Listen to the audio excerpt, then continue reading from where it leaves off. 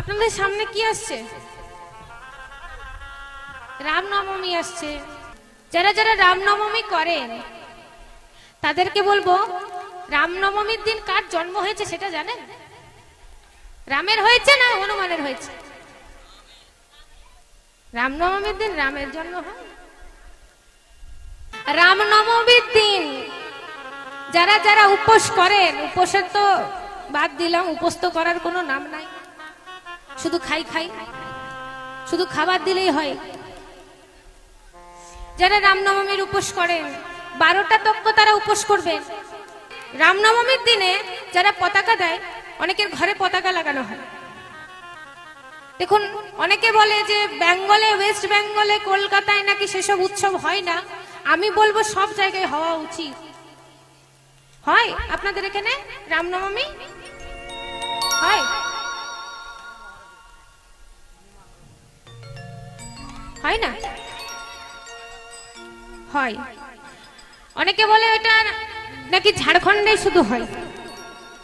দেখুন, এখন আমার বাড়ি ঝাড়খণ্ডে, বর্তমান ঠিকানা, কিন্তু আমার বাড়ি আসলে বাঁকুড়া। আমরা সেখানে থাকি, কারণ আমার দাদু মশাই যখন থেকে থাকতেন তখন থেকে আমরা ওইখানেই থাকি। কিন্তু বর্তমান আসল ঠিকানা তো সেই বাঁকুড়াই, আমি সেই বাঙালির মাটি। তাই সেখানেও কিন্তু জয়ন্তী 12টা তক উপোস করে ঘরে যখন পতাকা দেবেন, ঘরের ছায়াটা যেন না পড়ে, পতাকাটা যেন ঘরের ছায়ার ওপরে থাকে। কারণ অনেকে থাকে যারা ছোট পতাকা রাখি দেয়, সেই দিনে যদি কেউ ছোট পতাকা দেয় তার কিন্তু ঘরে কোনোদিন উন্নতি হয় না, সেই ঘরটা ছোটই থেকে যায়। তাই বলবো কি, যারা পতাকা দেন না তারা দিতে শুরু করে দিন। আর এমন ভাবে দেবেন যেন যেটাতে পতাকা দেওয়া হয় সেটাকে বলা হয় কি, যে কোনো লাঠি, তো সেই লাঠিটা যেন ঘর থেকে বড় হয়। কারোর যদি 2 তল্লা বাড়ি হয় সে ছাদে দেবে, কারোর যদি 3 তল্লা বাড়ি হয় সে ছাদে দেবে, কারোর যদি 1 তল্লা বাড়ি হয় সে কিন্তু তুলস্থানের কাছাকাছি দেওয়ার চেষ্টা করবে, মনোবাঞ্ছা পূরণ হবে। দেখুন, হনুমান হচ্ছেন একজন দেবতা। অনেকে হনুমানের নিয়ে অনেক রকম মন্তব্য করেছেন ইউটিউবের মাধ্যমে। কেউ হনুমানকে অনেক রকম ভাবে বলেছেন, যেগুলো হয়তো মুখে আমি উচ্চারণ করলে অন্যায়। সেই বিষয়ে আমি বলবো যে হনুমান আমাদের কলিযুগের একজন দেবতা। ভগবান শ্রী রামচন্দ্র হনুমানকে দায়িত্ব দিয়ে গেছে। কিসের জন্য? সাধুগণ যখন বিপদে পড়বে তাদেরকে রক্ষা করার জন্য। ভক্ত হনুমান আমাদের সবাইকে রক্ষা করবে যদি আমরা বিপদে তাকে ডাকি। তাই চলুন, রামনবমী আসছে তো সামনাসামনি, চলুন একটু আমরা রামের নাম করে নি। করবে? করবে? গাইতে হবে আমার সাথে, গাইবেন তো? सीताराम हनुमान, सीताराम हनुमान, सीताराम हनुमान, सीताराम हनुमान, सीताराम हनुमान, सीताराम हनुमान, सीताराम हनुमान, सीताराम हनुमान, सीताराम हनुमान, सीताराम हनुमान, सीताराम हनुमान, सीताराम हनुमान, हनुमान सीता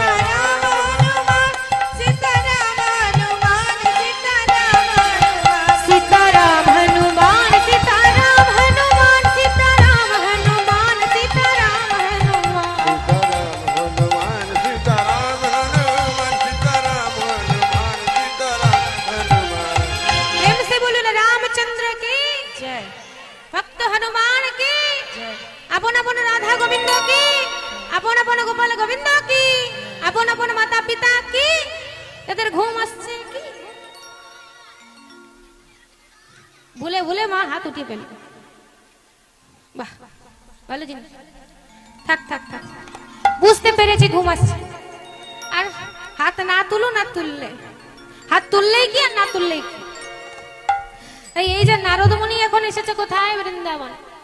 আর বৃন্দাবনে এসে যেই না দেখছে রাধারানীর অবস্থা কি। সেই রাধারানীর অবস্থা কি জানো? পরানব থুরো লাগে,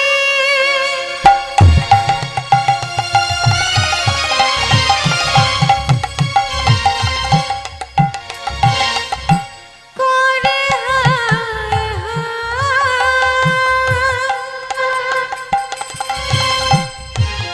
করে গোবিন্দ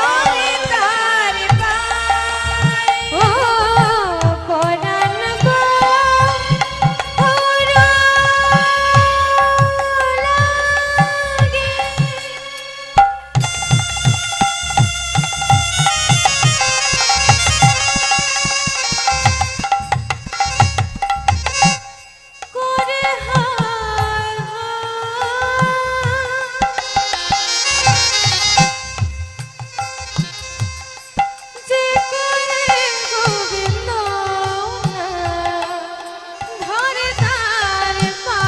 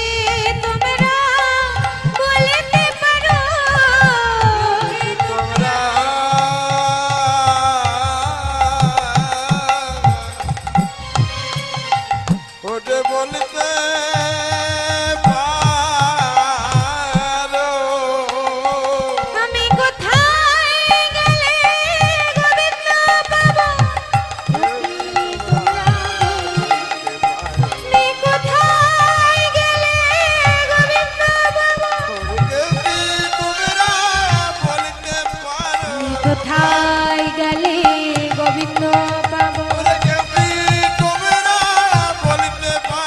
কোথায় গেলে গোবিন্দ পাবো, আমি কোথায় গেলে গোবিন্দ পাবো, আমি কোথায় গেলে গোবিন্দ পাবো, কোথায় গেলে গোবিন্দ পাবো।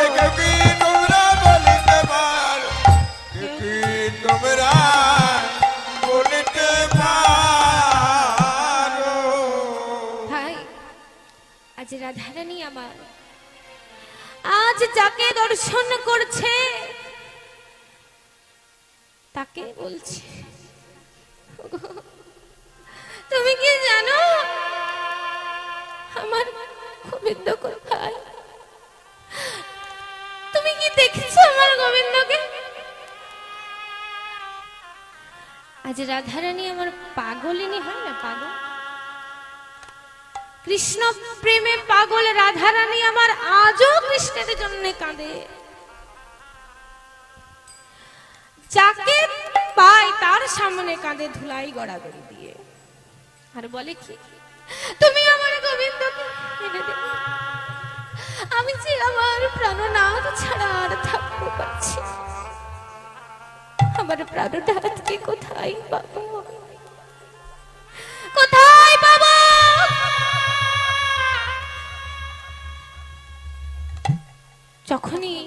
কোনো তমাল তরু গাছ দেখে,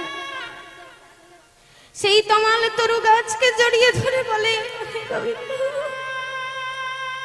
তুমি এসেছো? গোবিন্দ দেখো, আমি তোমার রাধা রানী, আজও তোমার জন্য আমি অপেক্ষা করেছি। আমার কথা কি তোমার মনে পড়ে না? মনে হয় না যে সেই বৃন্দাবনে তোমার পাগলিনী প্রেমী রাধা রানী এখনো তোমার অপেক্ষা করেছে?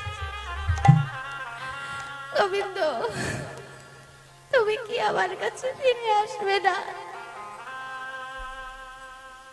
কোথায় গেলে তোমায় পাবো? তুমি কি আমার প্রতি এত রাগ করেছো মাধব? আমি কি কোনো অপরাধ করেছি? এই যে মা, এই যে রাধারানী প্রভাস যজ্ঞে আমরা শুনছি যে রাধারানী গোবিন্দ ছাড়া কাঁদছেন। কেন গোবিন্দকে রাধারানীর থেকে আলাদা কেন হয়ে যেতে হলো? ভালো করে শুনবেন, এইখানটা ভালো করে শুনবেন। অনেকে এইখানটা বুঝতে পারেন না। বৃন্দাবনে যখন গুপ্ত রাস হচ্ছিল, তখন রাধারানী আমার অহংকারে পরিপূর্ণ হয়েছিল, আর ভালো করে সাজসজ্জা করছিল, দেরি করে যাচ্ছিল। ও ভাবছিল কি না আমাকে ছাড়া রাস হবে না, তাই করছিল কি গো, সুন্দর করে সাজছে। আর এদিকে গোবিন্দ অহংকার সহ্য করতে পারে না। গোবিন্দ অন্তর্যামী, বুঝতে পারছে যে রাধা অহংকার করছে, তাই কি হচ্ছে। তাই এমন সময় নিজের বাম অঙ্গ থেকে বিরজাকে সৃষ্টি করেছে।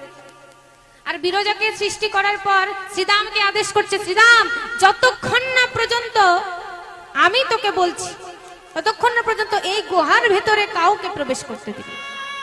আমিও যদি ওই দিক থেকে আসি, আমাকেও প্রবেশ করতে দিবি। শ্রীদাম বলছে ঠিক আছে, তাই হবে। এমন সময় রাধারানী আমার দেরি করে সাজসজ্জা করে আসছে, আর ওইদিকে রাস শুরু হয়ে গেছে।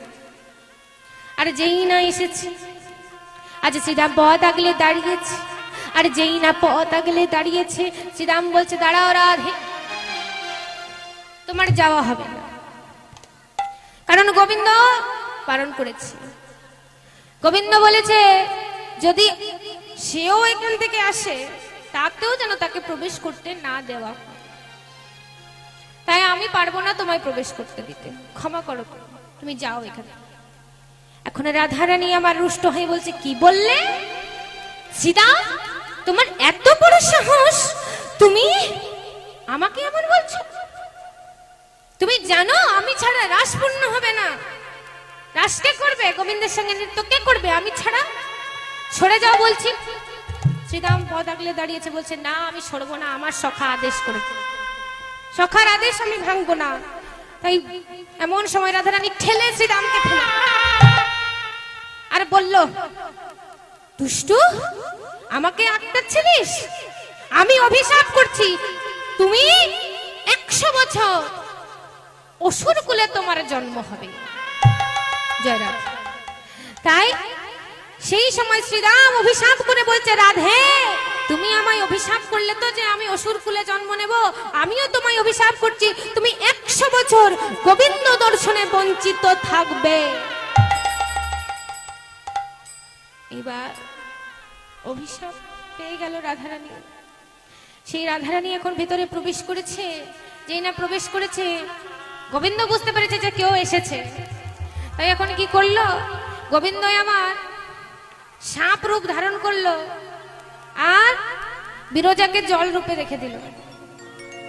জলের মধ্যে সর্পটি খেলা করছে, আর এদিকে রাধারানী আমার মনে মনে ভাবছে কিছু তো ব্যাপার আছে, দুজনের মধ্যে একজনকেও দেখতে পাচ্ছি না, কাউকে নিয়ে তো গোবিন্দ রাস করছিলই। তাই এখন ধ্যানে বসে বুঝতে পারছে যে গোবিন্দ খেলা করছে জলে। তাই এমন সময় যেই না জানতে পেরেছে গোবিন্দ সর্পরূপে আছে, ঠিক সেই সময় রাধারানী ময়ূর রূপটি ধারণ করেছে। আর ময়ূর রূপ ধারণ করে গোবিন্দের 3 জায়গায় খোবলে দিয়েছে। গোবিন্দের 3 জায়গায় বাঁকা কেন মা? ভালো করে শুনুন, কেন বাঁকা? ওই যে রাধারানী ময়ূর রূপটি ধারণ করে সর্পটিকে 3 জায়গায় কামড়ে দিয়েছিল, সেই সর্প তো ছিল গোবিন্দ আর রাধারানী ছিল ময়ূর। ব্যাস, তখন থেকে গোবিন্দকে কি বলা হয়? বাঁকা বংশীধারী সে। আর বিরজাকে অভিশাপ করে দিল, তুমি জল রূপেই থাকবে সারা জীবন। গঙ্গার আরেক নাম হচ্ছে বিরজা। তাই অনেকে এই বিষয়ে বলে, এই বিষয়ে বেশি আমি ব্যাখ্যা করতে যাচ্ছি না। তাই এখন এমন সময়, আজ সেই জন্য গোবিন্দ দর্শনে 100 বছরে রাধারানী বঞ্চিত হচ্ছে। গোবিন্দ 100 বছর রাধারানী গোবিন্দকে দেখতে পায়নি, আর গোবিন্দ রাধারানীকে দর্শন করতে পারেনি। তাই এমন সময় আজ রাধারানী কাঁদছে, তাকে কাঁদতে দেখে নারদ মুনি মনে মনে ভাবছে, কি আজ রাধারানী তো পাগলিনীর মতন হয়ে গেছে, আর ওইদিকে গোবিন্দ সবকিছু ভুলে গেছে। এবার আমি দেখব মা বাবার, দেখব যে গোবিন্দের মা বাবা কেমন আছে। মা যশোমতী আর পিতা নন্দরাজ। তাই এমন সময় আজ কাঁদছে কে? মা যশোদা। আর মা যশোদা কাঁদতে কাঁদতে বলছে, হরে গোপাল বলো দেখি কিসের অভিমান, পিতা মাতা ছেড়ে আছো কেমনে? বলো দেখি কিসের কারণে পিতা মাতা ছেড়ে আছো কেমনে? বলো দেখি কিসের অভিমানে পিতা মাতা ছেড়ে আছো কেমনে?